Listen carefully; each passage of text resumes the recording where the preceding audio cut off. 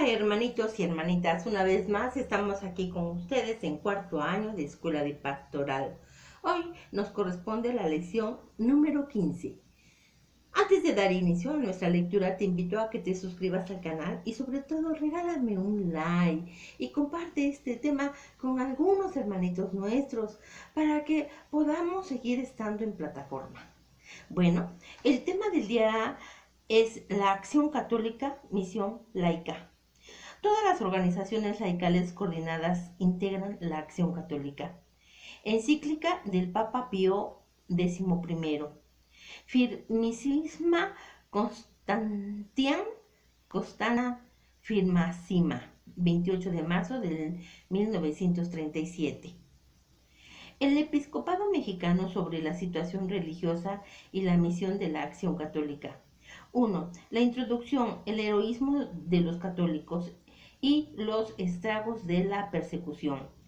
Nos es muy conocida, venerable hermanos, y para nuestro corazón paternal, gran motivo de consuelo, vuestra constancia, la de nuestros sacerdotes y la de la mayor parte de los fieles mexicanos en profesar ardientemente la fe católica, en resistir a las imposiciones de aquellos que, ignorando la divina existencia de la religión de Jesucristo y conociéndola solo a través de las columnas de sus enemigos, se engañan creyendo no poder hacer reformas favorables al pueblo, sino es combatiendo la religión de la gran mayoría. Pero por desgracia los enemigos de Dios y de Jesucristo han logrado atraer aún muchos tibios o tímidos, los cuales, si bien adoran a Dios en lo infinito en su conciencia, sin embargo, sea por respeto humano, sea por temor de males terrenos, se hacen al menos materialmente cooperadores de la descristianización de un pueblo que debe a la religión sus mayores glorias. El punto 2, mérito de los católicos mexicanos. Contrastando con tales apostasías y debilidades que nos afligen profundamente, se nos hace todavía más laudable y meritoria la resistencia al mal, la práctica de la vida cristiana y la franca protección de la fe de aquellos numerosísimos fieles que vosotros, venerables hermanos, y con vosotros vuestro clero, ilumináis y guiáis, dirigiéndonos con la potestad pastoral y prescindiéndoles con el espléndido ejemplo de vuestra vida. Esto nos consuela en medio de nuestras amarguras y engendra en nos la esperanza de días mejores para la Iglesia mexicana, la cual, reanimada con tanto heroísmo y sostenida por las oraciones y sacrificios de tantas almas escogidas, no pueden perecer, antes bien florecerá más vigorosa y lozana. Desde el punto 3, los remedios del mal. Y precisamente para revivar vuestra confianza en el auxilio divino y para animaros a continuar en la práctica de una vida cristiana y fervorosa, os dirigimos esta carta y nos valemos de esta ocasión para recordaros cómo en las actuales circunstancias los medios más eficaces para una restauración cristiana son también entre vosotros, ante todo, la santidad de los sacerdotes y, en segundo lugar, una formación de los seglares tan apta y cuidadosa que los haga capaces de cooperar fructuosamente en el apostolado jerárquico, cosa tanto más necesaria en México, cuando más lo exigen la extensión de su territorio y las más circunstancias del país de todos conocidas. Desde el punto 4, por eso, nuestro pensamiento se fija en primer lugar en aquellos que deben de ser luz que ilumina, sal que conserva, fermento bueno que penetra toda la masa de los fieles, queremos decir, vuestros sacerdotes. En verdad, nos sabemos que con cuánta tenacidad y a cosa de cuántos sacrificios procuran la selección y el desarrollo de las vocaciones sacerdotales en medio de toda clase de dificultades, íntimamente persuadidos de que así resolveréis un problema vital, mejor dicho, el más vital de todos los problemas relativos al porvenir de esa iglesia. En vista de la imposibilidad casi absoluta de tener actualmente en vuestra patria seminarios bien organizados y tranquilos, habéis encontrado en esta alma ciudad para vuestros clérigos un refugio amplio y afectuoso en el Colegio Pío Latinoamericano, en el cual se ha formado y se siguen formando en ciencia y virtud tantos beneméritos sacerdotes, y que por su lado inapreciable nos es particularmente querido, pero siendo casi imposible en muchísimos casos enviar vuestros alumnos a Roma. Habéis trabajado solícitamente por lograr un asilo en la hospitalidad de una gran nación vecina, Moctezuma, diócesis de la Santa Fe en Estados Unidos. Al congratularnos con vuestra o con vosotros por tan laudable iniciativa que está ya por convirtiéndose en consoladora realidad, expresamos de nuevo nuestra gratitud a todos aquellos que tan generosamente os han brindado hospitalidad y ayuda. Y con esa situación, recordamos con paternal insistencia vuestra voluntad expresa de que se dé a conocer y se explique convenientemente no solo a los sacerdotes, sino todos los clérigos, nuestra encíclica Ad Catholici Sacerdot, lo cual expone nuestro pensamiento de esta materia, que es la más grave y trascendental entre todas las materias graves y trascendentes por nos tratadas. En el punto 5, la acción católica, formamos así los sacerdotes mexicanos según el corazón de Jesucristo. Sentirán que en las actuales condiciones de su patria, de las cuales ya hablamos en nuestra carta apostólica paterna, sane solicitudo, del 2 de febrero de 1926, que son tan semejantes a las que los primeros tiempos de la Iglesia, cuando los apóstoles recurrían a la colaboración de los seglares.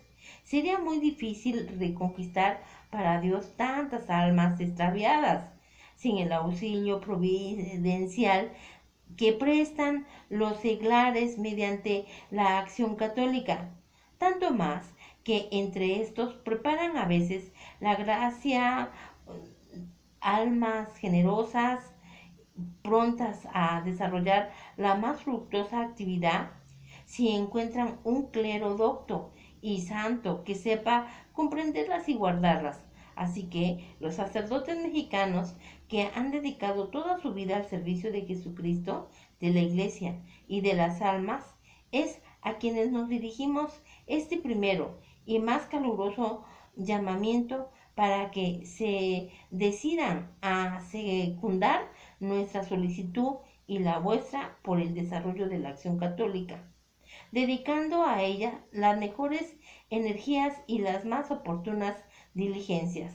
Los métodos de una eficaz colaboración de los seglares en nuestra acción en el apostolado no saldrán fallidos.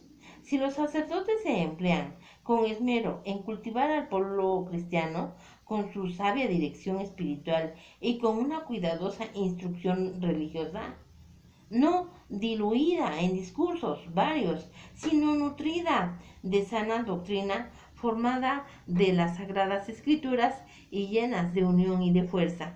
En el punto 6, la necesidad de la acción católica. Es verdad que no todos comprenden de lleno la necesidad de este santo apostolado, de los seglares. a pesar de que desde nuestra primera encíclica, el Ubi Arcano Dei, nos declaramos que indudablemente pertenece al ministerio pastoral y a la vida cristiana, pero ya, como hemos indicado, nos dirigimos a los pastores que deben reconquistar una grey de tan ventajada y en cierto modo dispersa. Hoy, más que nunca, os recordamos que os sirváis de aquellos seglares a los cuales, como a piedras vivas de la santa casa de Dios, San Pedro atribuía una recóndita dignidad que los hace, en cierto modo, partícipes de un sacerdocio santo y real, una de Pedro 2:9. En efecto, todos los cristianos conscientes de una dignidad y de su responsabilidad como hijos de la Iglesia y miembros del cuerpo místico de Jesucristo, los que somos muchos somos un solo cuerpo en Cristo. Y por lo que mira a cada uno, miembros los unos de los otros. En Romanos 12:5. No puede menos de reconocer que entre todos los miembros de este cuerpo debe de existir una comunicación recíproca de vida y solidaridad de intereses. De aquí las obligaciones de cada uno en orden a la vida y al desarrollo de todo el organismo in identificatione corporis Christi para la edificación del cuerpo de Cristo. De aquí también la eficaz contribución de cada miembro a la glorificación de la cabeza y de su cuerpo místico. En Efesios 4:12-16. De estos principios claros y sencillos, que consecuencia tan consoladoras, que orientaciones tan iluminosas, brotan para muchas almas indecisas de orientar sus ardorosas actividades, que impulsos para contribuir a la difusión del reino de Cristo y la salvación de las almas. Por otra parte, es evidente que el apostolado, así entendiendo, no proviene de una tendencia puramente natural a la acción, sino que es fruto de una sólida formación interior. Es la expansión necesaria de un amor intenso a Jesucristo y a las almas redimidas con su preciosa sangre, que lleva a imitar su vida de oración, de sacrificio y de celo inextinguible. Esta imitación de Cristo suscitará multiplicidad de formas de apostolado en los diversos campos, dones donde las almas están en peligro o se hayan comprometidos de los derechos del divino Rey. Se extenderá a todas las obras del apostolado que de cualquier manera caigan dentro de la divina misión de la Iglesia y por consiguiente penetrará no solamente en el ánimo de cada uno de los individuos, sino también en el santuario de la familia, en la escuela y en la vida pública. El punto 7. Elección y formación de los miembros de la Acción Católica, pocos y buenos. Pero la magnitud de la obra no debe hacer que os preocupéis más del número que de la calidad de los colaboradores. Conforme al ejemplo del Divino Maestro, que quiso precediera a unos pocos años de su labor apostólica una larga preparación y se limitó a formar en el colegio apostólico no muchos, pero sí escogidos instrumentos para la futura conquista del mundo. Así también vosotros, venerables hermanos, procuréis en primer lugar la formación sobrenatural de vuestros directores y propagandistas sin preocuparos ni afligiros demasiados, porque sean los principios un Pullicius Grace, una pequeña Grace en Lucas 12:32. Y pues sabemos que estás ya trabajando en este sentido. Os expresamos nuestra complacencia por haber ya escogido escrupulosamente y formando con diligencia buenos colaboradores que justamente con la palabra y con el ejemplo llevarán el fervor de la vida y del apostolado cristiano a las diócesis y a las parroquias. Este trabajo vuestro ha de ser sólido y profundo, ajeno a la notoriedad y, y al aparato, enemigo de métodos ruidosos, trabajo que sepa desarrollar su actividad en el silencio, aunque el fruto se haga esperar y no sea de mucho brillo, a manera que la semilla se soterrada prepara con un aparente reposo la nueva planta vigorosa. El punto 8. Primicia o primacia de la formación espiritual. Por otra parte, la formación espiritual y la vida interior que fomentéis en estos vuestros colaboradores los pondrán en guardia contra los peligros y posibles extravíos, teniendo presente el fin último de la acción católica, que es la santificación de las almas, según el precepto evangélico Primum Renum Dei. Buscar primero el reino de Dios en Mateo 6:33, Lucas 12:31. No se correrá peligro de santificar los principios afines inmediatos o secundarios, y no se hará jamás que a ese fin último se deben también subordinar las obras sociales y económicas y las iniciativas de caridad. El punto 9. Formación económico-social. Nuestro Señor Jesucristo nos enseñó con su ejemplo, pues, aun cuando en la inefable ternura de su divino corazón, que le hacía exclamar: siento compasión de esta muchedumbre. Si los despediré ayunos a su casa, desfallecerán en el camino. Mateo 8:2-3. Curaba las enfermedades del cuerpo y remediaba las necesidades temporales. Nunca perdía de vista el fin último de su misión, es decir, la gloria de su Padre y la salud eterna de las almas.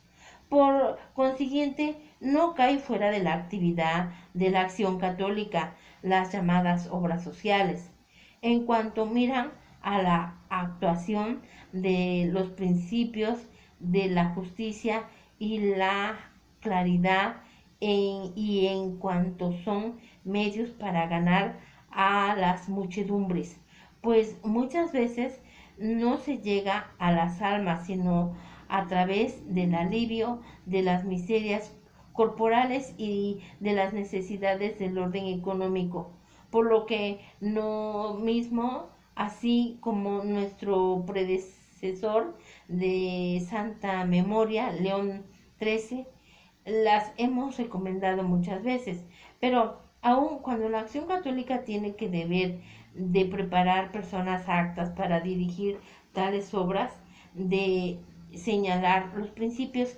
que deben orientarlas y de dar normas directivas sacándolas de las genuinas enseñanzas de nuestras encíclicas. Sin embargo, no deben de tomar la responsabilidad en la parte puramente técnica, financiera o económica, que está fuera de su incumbencia y finalidad. En oposición a las frecuentes acusaciones que se hacen a la Iglesia de descuidar los problemas sociales o ser incapaces de resolverlos, no ceséis de proclamar que solamente la doctrina y las obras de la Iglesia a las que asiste el divino fundador pueden dar el remedio para los gravísimos males que afligen a la humanidad. A vosotros, por consiguiente, compete el emplear como os esforzáis ya en hacerlo. Estos principios fecundos para resolver las graves cuestiones sociales que hoy perturban a vuestra patria, como por ejemplo el problema agrario, la reducción de los latifundios, el mejoramiento de las condiciones de vida de los trabajadores y de sus familias. El punto 10, limitación del derecho de propiedad. Recordéis que, quedando siempre en salvo la esencia de los derechos primarios y fundamentales como el de la propiedad, algunas veces el bien como impone restricciones a estos derechos y un recurso más frecuentemente que en tiempos pasados a la aplicación de la justicia social. En algunas circunstancias, para proteger la dignidad de las personas humanas, puede hacer falta el renunciar con entereza las condiciones de vida injustas e indignas, pero al mismo tiempo será necesario evitar tanto el legitimar la violencia que se escucha con el pretexto de poner remedio a los males de las masas, como el admitir y favorecer cambios de manera de ser seculares en la economía social, hechos sin tener en cuenta la equidad y la moderación, de manera que vengan a causar resultados más funestos que el mal mismo al cual se quiera poner el remedio. Esta intervención de la cuestión social os dará oportunidad de interesaros con celo particular en la suerte de tantos pobres obreros que tan fácilmente caen presas de la propaganda descristianizadora, engañados por el espejismo de las ventajas económicas que se les presentan ante los ojos como el precio de su apostasía de Dios y de la Santa Iglesia. El punto 11. Asistencia obrera. Si amáis verdaderamente al obrero, y debéis amarlo porque su condición se asemeja más que ninguna otra a la del Divino Maestro, debéis prestarle asistencia material y religiosa. Asistencia material, procurando que se cumpla en el favor no solo la justicia social, es decir, todas aquellas providencias que miran a mejorar la condición del proletariado, y asistencia religiosa, prestándole los auxilios a la religión, sin los cuales viviera hundido en un materialismo que lo embrutece y lo degrada. Desde el punto 12, la asistencia rural, no menos grave ni menos urgente, es otro deber, el de la asistencia religiosa y económica a los campesinos y en general a aquella no pequeña parte de mexicanos, hijos vuestros, en su mayor parte agricultores, que forman la población indígena. Son millones de almas redimidas por Cristo, confiadas por Él a vuestro cuidado y de las cuales un día os pedirá cuenta. Son millones de seres humanos que frecuentemente viven en condición tan triste y miserable que no gozan siquiera de aquel mínimo del bienestar indispensable para conservar la dignidad humana. Os conjuramos, venerables hermanos, por las extrañas de Jesucristo en Filipenses 1:8, que tengáis cuidado particular de estos hijos, que exhortéis a vuestro clero para que se dedique a su cuidado con celo siempre más ardiente, y que hagáis que toda la acción católica mexicana se interese por esta obra de redención moral y material. El punto 13. Asistencia de los emigrantes. No podemos dejar de recordar aquí que un deber cuya importancia va siempre creciendo en estos últimos años, el cuidado de los mexicanos emigrados, los cuales, arrancados de su tierra y de sus tradiciones, muy fácilmente quedan envueltos entre las insidiosas redes de aquellos emisarios que pretenden inducirlos a apostatar de su fe. Un convenio con vuestros celosos hermanos de los Estados Unidos de América os daría por resultado una asistencia más diligente y organizada por parte del cielo local y aseguraría para los emigrados mexicanos esas providencias económicas, sociales que tan grande desarrollo ha alcanzado entre los católicos de Estados Unidos. El punto 14. Asistencia estudiantil. La acción católica no puede dejar de preocuparse de las clases más humildes y necesarias, de los obreros, de los campesinos, de los emigrantes o emigrados, pero en otro campo tiene también deberes no menos imprescindibles. Entre otros, debe de atender con solicitud muy particular a los estudiantes que un día terminará su carrera, ejercerán grandes influencia en la sociedad y quizá ocupará también cargos públicos. A la práctica de la religión cristiana, a la formación de carácter, que son los principios fundamentales para los fieles, debéis añadir para los estudiantes una especial y cuidadosa educación y preparación intelectual basada en la filosofía cristiana, es decir, en la filosofía que con tanta verdad lleva el nombre de filosofía perenne, pues hoy día, dada la tendencia cada vez más generalizada de la vida moderna hacia las exterioridades, la repugnancia y la dificultad para la reflexión y el recogimiento y la propensión en la misma vida espiritual a dejarse guiar por el sentimiento más bien que por la razón, se hace mucho más necesaria que en otros tiempos una instrucción religiosa sólida y esmerada.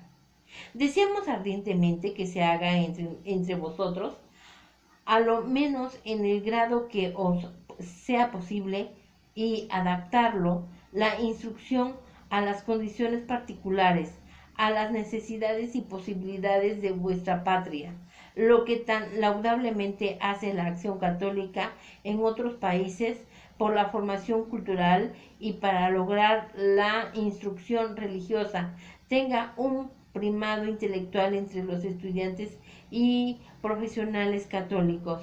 En el punto 15, asistencia a los universitarios. Grande esperanza de un porvenir mejor en México. Nos hace concebir los jóvenes universitarios que trabajan en la acción católica y estamos seguros de que no defraudarán nuestras esperanzas.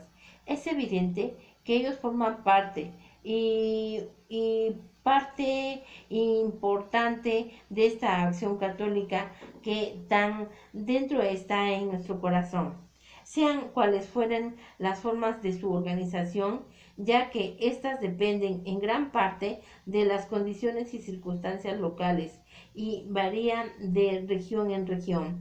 Estos universitarios no solamente forman, como acabamos de decir, las más firmes esperanzas de un mañana mejor, sino que ya ahora mismo pueden ofrecer efectivos servicios en la iglesia y en la patria, ya sea por el apostolado que ejerciten entre sus compañeros, ya sea dando a las diferentes ramas de la acción católica directores capaces y bien formados. El punto 16. Asistencia a los niños y a los jóvenes.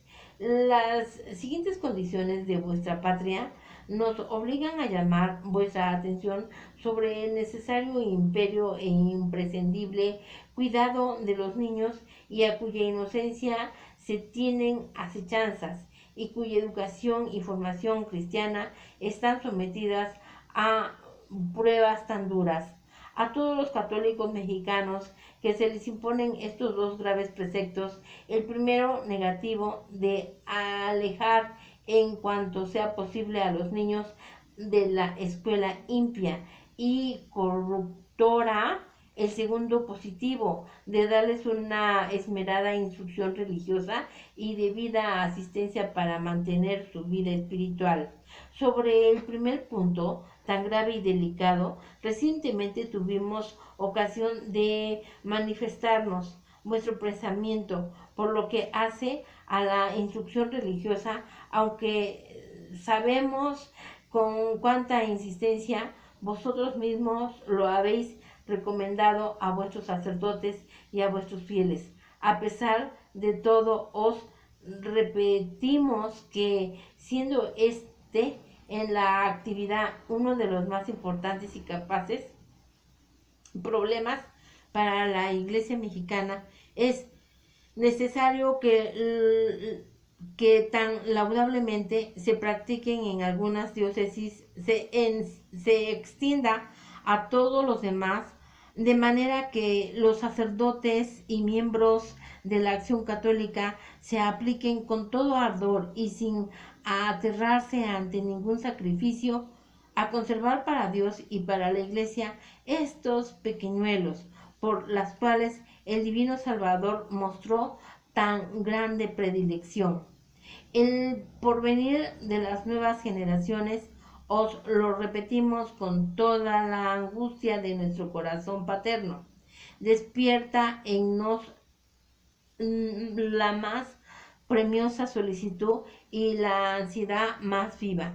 Sabemos a cuántos peligros se hallan expuestas hoy más que nunca la niñez y la juventud en todas las partes, pero de un modo particular en México, donde una prensa inmoral y antirreligiosa pone en sus corazones la semilla de la apostasia. Para remediar mal tan grave y para defender vuestra juventud de esos peligros, es necesario que se ponga un movimiento, todos los medios legales y todas las formas de organización, como por ejemplo las ligas de padres de familia, las comisiones de moralidad y de vigilancia sobre las publicaciones y de censura de los cinematógrafos. Acerca de la defensa individual de los niños y jóvenes, sabemos por los testimonios que nos llegan de todo el mundo que el militar en las filas de la Acción Católica constituye la mejor tutela contra las acechanzas del mal, la más bella escuela de virtud y de pureza, la palestra, lugar donde se realizan las luchas más eficaz de fortaleza cristiana. Los jóvenes entusiasmados con la belleza del ideal cristiano, sostenidos con la ayuda divina que alcanzan por medio de la oración y de los sacramentos, se dedicarán con ardor y alegría a las conquistas de las almas de sus compañeros, recogiendo una consoladora cosecha de grandes bienes. Desde el punto 17, importancia de la acción católica.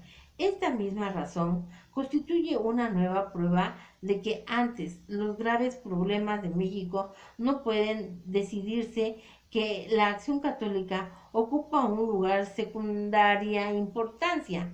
Por lo tanto, si esta institución, que es educadora de las conciencias y formadora de las cualidades morales, fuese algún modo propuesta a otra obra extrínseca de cualquier especie, aunque se trata de defender la necesaria, la libertad religiosa y civil, se incurriría en la dolorosa ofuscación, porque la salvación de México, como la de toda sociedad humana, está ante todo en la eterna e inmutable doctrina evangélica y en la práctica sincera de la moral cristiana. Por lo, por lo demás, una vez establecida esta gradación de valores y actividades, hay que admitir que la vida cristiana necesaria apoyarse para su desenvolvimiento en medios externos y sensibles, que la Iglesia, por ser una sociedad de hombres, no puede existir ni desarrollarse, sino goza de libertad de acción, y que sus hijos tienen derecho a encontrar en la sociedad civil posibilidades de vivir en conformidad con los dictámenes de sus conciencias. Desde el punto 15, defensa legítima de la libertad. Por consiguiente, es muy natural que cuando se acatan aún las más elementales libertades religiosas, cívicas, los ciudadanos católicos no se resignen pasivamente a la renuncia de tales libertades, aunque la reivindicación de estos derechos y libertades puede ser, según las circunstancias, más o menos oportuna, más o menos enérgica.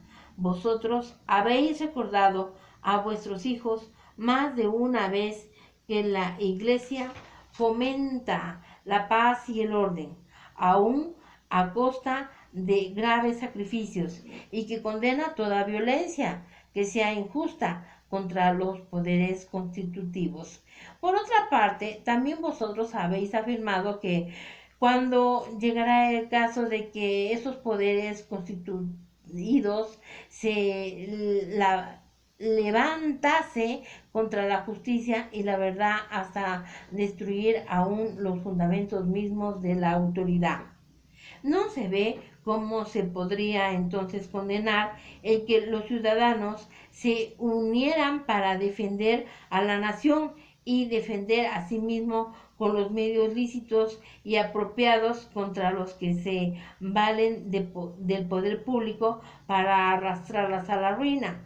Si bien es verdad que la solución práctica depende de las circunstancias concretas, con solo es deber nuestro recordaros algunos principios generales que hay que tener siempre presentes, y son: número uno, que estas reivindicaciones tienen razón de medio o de fin relativo, no de fin último y absoluto. Dos, que en su razón de medio deben de ser acciones lícitas y no intrínsecamente malas. Tres, que si han de ser medios proporcionados al fin, hay que usar de ellos solamente en la medida que sirven para conseguirlo o hacerlo posible en todo o en partes, y en tal modo que no proporcionen a la comunidad daños mayores que aquellos que se requieran reparar.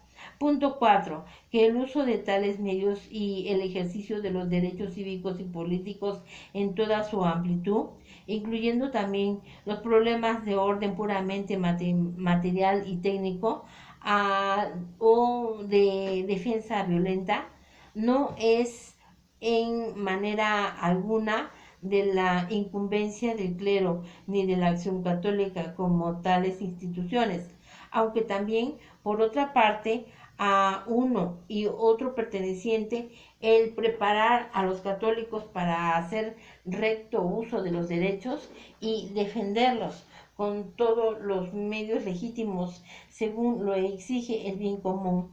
Punto 5. Que el clero y la acción católica, estando por su misión de paz y de amor, consagrados a unir a todos los hombres y vínculo paz en vínculo de la paz, en Efesios 4:3, deben construir a la prosperidad de la nación, principalmente fomentando la unión de los ciudadanos y de las clases sociales, y colaborando en todas aquellas iniciativas sociales que no se opongan al dogma o a las leyes de la moral cristiana. El punto 19, sobrenatural. Por lo demás, la actividad cívica de los católicos mexicanos, desarrollada con el espíritu noble y levantado, obtendrá resultados tanto más eficaces cuanto en la mayor grado poseen los católicos aquella visión sobrenatural de la vida, aquella educación religiosa y moral, y aquella celo ardiente de la dilatación del reino de nuestro Señor Jesucristo, que la acción católica se esfuerza en dar a sus miembros. Frente a una feliz coalición de conciencias que no están dispuestas a renunciar a la libertad de Cristo, les reconquistó. En Gálatas 4:31. ¿Qué poder o fuerza humana podrá subyugarlas al pecado? ¿Qué peligros ni qué persecuciones podrán separar almas de este temple de la caridad de Cristo. En Romanos 8:35. Bueno, hermanitos y hermanitas, hemos terminado la lectura del día de hoy. Espero que compartas este tema, espero de veras de todo corazón que te suscribas a este canal y también que me regales una manita arriba para que podamos seguir estando en esta plataforma. Bueno, le pedimos a Dios nuestro Señor que si en tu casita hay un enfermito, que si en tu casita hay un problema económico, un problema moral, un problema de cualquier tipo y más que nada algún enfermito, le pedimos al Señor Dios nuestro Señor Jesús que mande la sanación y resolución de nuestros problemas. Amén. Bueno, nos vemos para la próxima. Hasta pronto.